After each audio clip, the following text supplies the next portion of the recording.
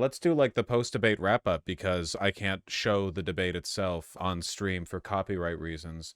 Do you think this accomplished anything? Sure, you know. I think some people say that no one cares about debates. Some people overestimate their importance. I'm the happy centrist in this issue because my position is that I have no idea.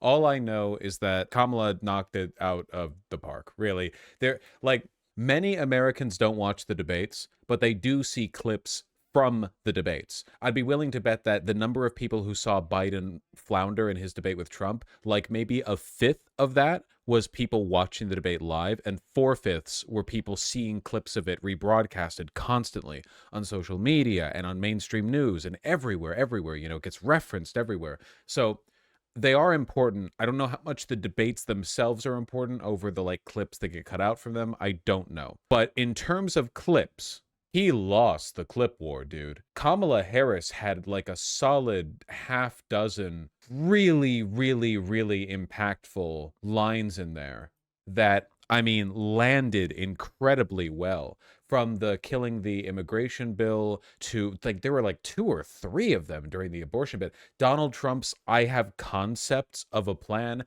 him not being able to answer that he wants Ukraine to win the war because he's a, you know, stooge of the Russian government to a large extent. Genuinely, like in the clip war, yeah, him bringing the Taliban to Camp David, you know, there are the fact check from the moderators on there have been no credible reports of dogs being eaten in Springfield, Ohio, and Donald Trump responded with I saw it in the news on TV. I saw it on TV. Really remarkable stuff.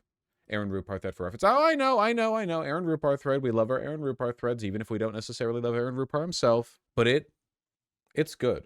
Kamala Harris was for any, because people, this is going to be like a segment, you know, so people are going to watch this after the fact. Kamala Harris did what, okay, so she watched my stream, obviously, and she did what I have wanted people to do for years now, which is attack Donald Trump's ego. Because he is very ego driven, he's ego first. He cannot respond to anything else. If you attack his ego, his personage, he will always defend himself, no matter how bad it makes him look to do so. And she did it constantly. Yeah, I'm seeing a lot of memeing from Donald Trump making the claim that the Biden administration, what was it?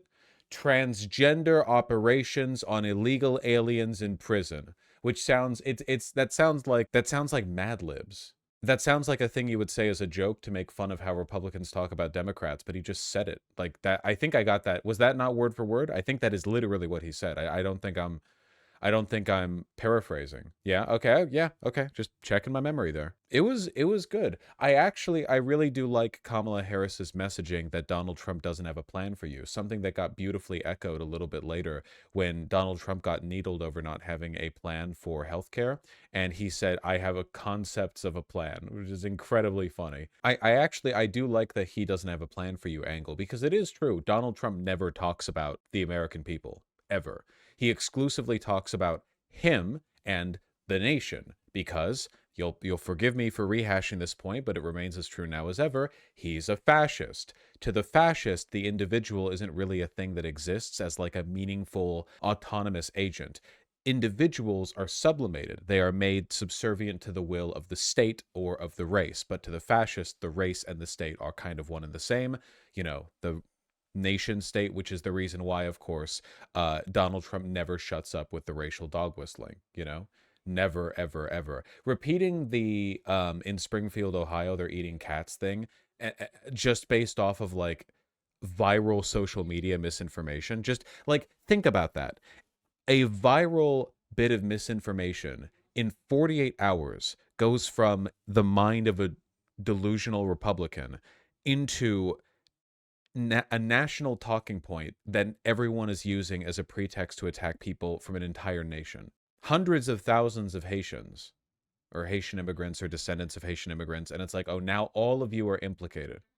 All it takes is one little nugget of misinformation about someone from your country to incite like a pogrom against the entire ethnicity. Like, oh, one person, not even in this case, it was misinformation. The claim of one person, your whole race is up on the debate platform now. The Harris campaign wants a second debate. Oh, I imagine they do. Yeah, 100%. I'll be surprised if Trump wants to do that one again. That would be pretty impressive. Just a reminder about that surgical 800,000 Polish Pennsylvanians drop from Kamala. It was pretty good. That was pretty good. Yeah, that was pretty good. The cope from the right wing is going to be that the mods were biased because they called out 2 of like 50 objectively incorrect things that Donald Trump said.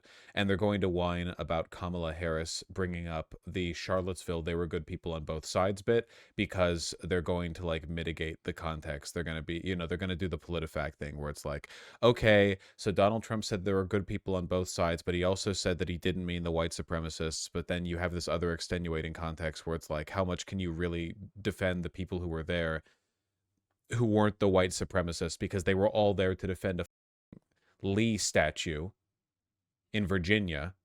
It's like, no, the Nazis with swastika tattoos are bad, but the Nazis without swastika tattoos, those ones are all right. Matt Walsh is already going crazy on Twitter. I don't need this information. Why do you remind me that guy exists? I was having a wonderful moment. Can you not open up Truth Social without logging in or signing up now? Because now when I open up Truth Social on Trump, it says continue the conversation. Join Truth Social to get the full story and details. Whatever, I don't really care enough to look into it. Overall, it was a damn good debate. It was a damn good debate, And I'm happy. I am happy. He just said people are saying big win. Oh, well, yeah, of course. Listen, you are not going to see an iota of change from the talking points of right-wing pundits. It is their job to be lunatic partisan defenders of things that they know are incorrect. You're not going to see. You're going to see, like, oh, Republicans are coping. Of course. Why do you need to tell me that? Obviously. The guy whose job it is to agree with Trump no matter what, agrees with Trump no matter what? That's crazy.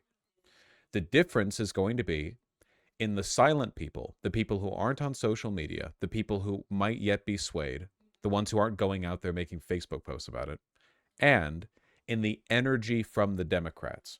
And right now, if you go on social media, it's pretty obvious where the energy is. The Republicans are whining about bias, and the Democrats are out there having a victory lap. Polls going to go to the polls? I hope so. They're eating the dogs is trending on Twitter. The next few days of social media are going to be a reminder why fascists, when they take power, immediately ban people criticizing and making fun of them, because they sound ridiculous. I'm very happy to see that today we got some good news. I was expecting things to go a lot worse.